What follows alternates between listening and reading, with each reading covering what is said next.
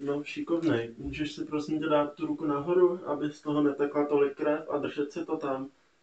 Já už si tady připravím sterilní krytí. To už tam máš sterilní krytí.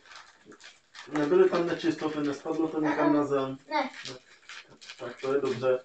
Já na to teď dám tlakovou vrstvu, aby tlačila ještě víc na tu ránu, aby to neteklo. A teď tam dám tlakový obvaz. Udělám tlakovou vrstvu ze všech stran, aby tam nevlezla broučková rodina. Stalo se ti už někdy, že jsi takhle živně krvácel? Ne. Ne. A tak vidím, že už to přestává krvácet. A bolí tě ještě něco? Ne.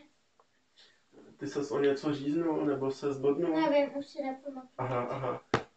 Když se nepamatuješ, nebolí tě hlava náhodou taky? Ne.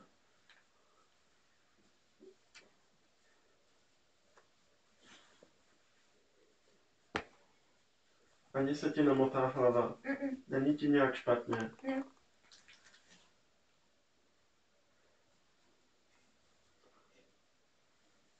Tak udělám tady zámeček.